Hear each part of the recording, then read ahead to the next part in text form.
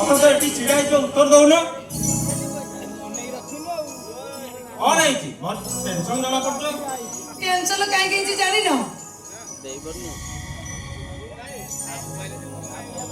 କାହିଁକି ଯଦି ନ ଜାଣି ପାରୁଛ ତାହେଲେ ଆଜି ଘରର ସବୁ କାମ ବନ୍ଦ ସବୁ କାମ ବନ୍ଦ ମାନେ ଫୁଲ ଗଛରେ ପାଣି ଦେବାଠାରୁ ରୋଷେଇ ବାସ ପର୍ଯ୍ୟନ୍ତ ଆରେ ଆମେ ଖାଇବା କଣ ହୋଟେଲରେ ଖାଇବ ହୋଟେଲରେ ହଁ ଖାଇବା ହୋଟେଲରେ ଖାଇବ କଣ କହିବି ମମି ଆମର ଶ୍ରୀମନ୍ଦିର ପରି ଘର ଆଉ ଲକ୍ଷ୍ମୀ ସ୍ୱରୂପ ମା ଥାଉ ଥାଉ ଆମେ ହୋଟେଲରେ ଖାଇବୁ ଯଦି ହୋଟେଲରେ ନ ଖାଇବ ତାହେଲେ ଆଜି ଏ ଘରୁ ଗୋଟେ ଚାକର କି ଚାକରା ନିଅ ତେଣୁ ତମ ରାତି ଖାଇବା ବି ବନ୍ଦ ଏଇ ବୋଉ ଆମର ଟିଫିନ ତିଆରି କରିଦେଇଛି ତମେ ଫ୍ରେଶ ହେଇ ଆସ ଟିଫିନ ଖାଇବ ଶୀଘ୍ର ଆସିବ ଡାଡି ଆଜି ଯେମିତି ଘରୁ ଗୋଟେ ଚାକର କିମ୍ବା ଚାକରାଣୀ ଆଣିବାକୁ ପଡିବ ତାହେଲେ ମମି ଯାହା ବୁଝିଦବ ସେଇଆ ତୁ ଟେନସନ ନବା ଦରକାର ନାହିଁ ଚାକର ବର୍ତ୍ତମାନ ଆସି ସାରିଛି ଗେଟ ପାଖରେ ଯୋଉ ଲୋକଟା ଠିଆ ଥିଲା ସେଇ ଲୋକଟା ନା ଆରେ 1 ଲାଖ ଆଡଭାନ୍ସ ଦେଇ ସାରିଛି ମମି କି କଥା କହିଲେନି କଣ ପାଇଁ ଆରେ ତୋ ମମି କି ଏଇଟା ମୁଁ ସରପ୍ରାଇଜ ଦବା ପାଇଁ ସସ୍ପେନ୍ସ ରେ ରଖିଥିଲି ଆଉ ତୁ ଯା ବୋଉ ମାଙ୍କୁ କହିଦବୁ ତା ପାଇଁ ବି ଜଳଖିଆର ବ୍ୟବସ୍ଥା କରିଦେବି ଏବେ ଆସୁଛି ରଘୁ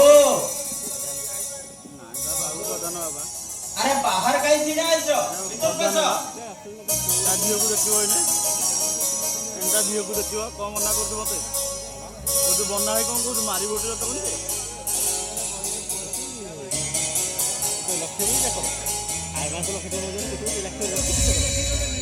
ରଘୁ ତମ ବିଷୟରେ ସବୁ ଜାଣି ସାରିଲା ପରେ ମୁଁ ବୁଝି ପାରୁଛି ଆଉ ତମେ ବହୁତ ଦୁଃଖୀ ଲୋକ ସେଥିପାଇଁ ମୁଁ ତମକୁ ଲକ୍ଷେ ଟଙ୍କା ଆଡଭାନ୍ସ ଦେଇଥିଲି ଆଉ ତମେ ସକାଳୁ କିଛି ଖାଇ ନଥିବ ତମେ ଏଇଠି ବସ ମୁଁ ମାଙ୍କ ହାତରେ ଜଳଖିଆ ପଠେଇ ଦଉଛି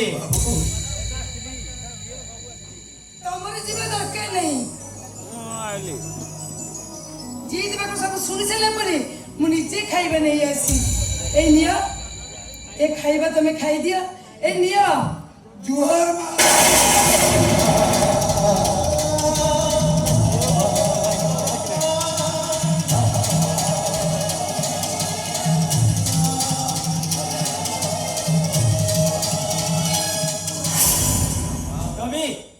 ପ୍ଲେଟଟା ହାତରୁ ଖସେଇ ଦେଲ ଯେ ନାଇଁ କଥା କଣ କି ମୁଁ ତାଙ୍କ ହାତକୁ ଖାଇବାକୁ ଦେବାରୁ ହାତରୁ ପ୍ଲେଟଟା ଖସିଗଲା ଠିକ ଅଛି ଟେନସନ ନବାର ନାହିଁ ମୁଁ ଯାଉଛି ବୋଉ ମାଙ୍କ ହାତରେ ଖାଇବା ପଠେଇ ଦଉଛି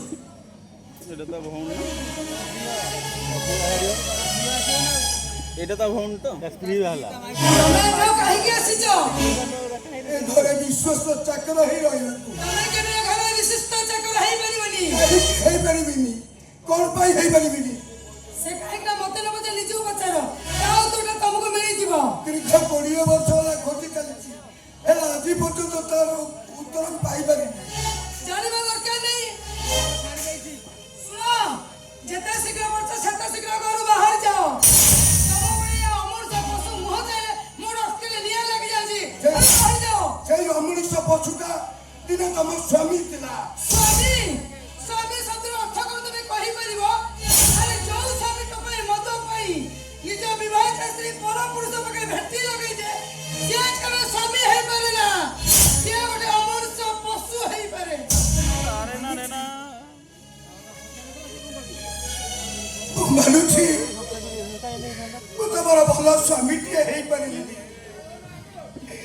ହେଲେ ମୋ ପାଖରେ ମଣିଷ ପଡ଼ିଆ ଅଛି ମଣିଷର କର୍ତ୍ତବ୍ୟ କରିବାକୁ ଯାଇ 6 ମାସର କଅଁଳା ଛୁଆଟାକୁ ମୁଁ ଛୋଟରୁ ବଡ଼ କରିଛି ତାକୁ ପାଠ ପଢ଼େଇଛି ତାକୁ ହାତକୁ ଦି ହାତ କରିଛି ଥାଉ ତମ ଭଳି ଚାକର ମାନେ ଅନେକ ଅଭିନୟ କରନ୍ତି ସେ ସବୁ ଶୁଣିବା ପାଇଁ ମୋ ପାଖରେ ସମୟ ନାହିଁ ଯେତେ ଶୀଘ୍ର ପାରୁଛ ସେତେ ଶୀଘ୍ର ଘରୁ ବାହାରି ଯାଅ ମାରିଦବ ମତେ ମାରିଦିଅ ଏମିତି ତ ମରୁ ମରୁ ବଞ୍ଚିଛି ତମରି ହାତରେ ମରିଗଲେ ମତେ ମୁକ୍ତି ମିଳିଯିବ ହେଲେ ତମକୁ ହାତ ଯୋଡୁଛି ଏ ଘର ଘରୁ ମୋତେ ବାହାର କରିଦିଅନି।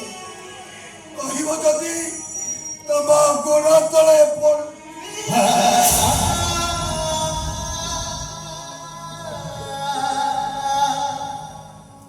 ଠିକ ଅଛି, ମୁଁ ତମକୁ ଏ ଘରୁ ବାହାର କରିବିନି, କିନ୍ତୁ ମୋର ଗୋଟେ ସର୍ତ୍ତ ଅଛି।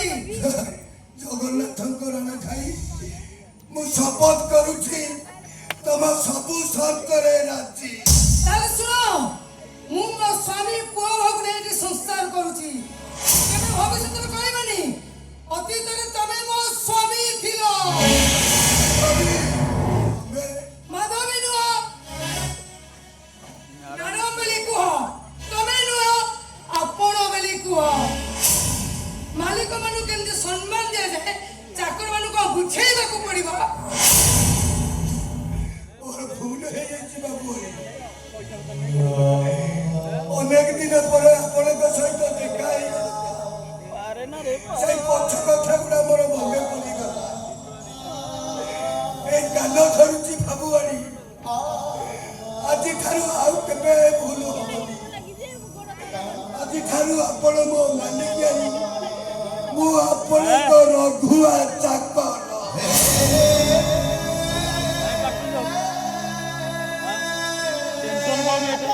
ଠିକ ଅଛି, ମୁଁ ମୋ ବୋଉ ହାତରେ ତମ ଖାଇବାଟା ପଠେଇ ଦଉଛି।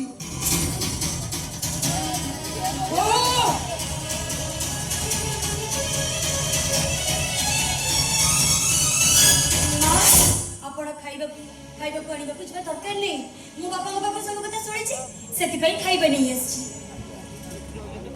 ନିଅନ୍ତୁ ଆଜ୍ଞା, ଖାଇବେ ନିଅନ୍ତୁ।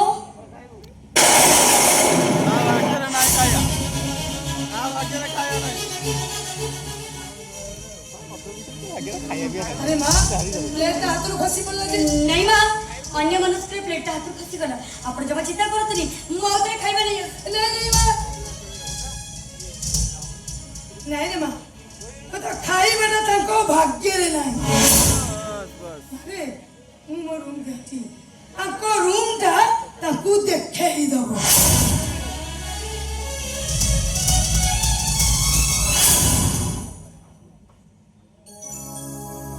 ଭାଗ୍ୟ ତୋର।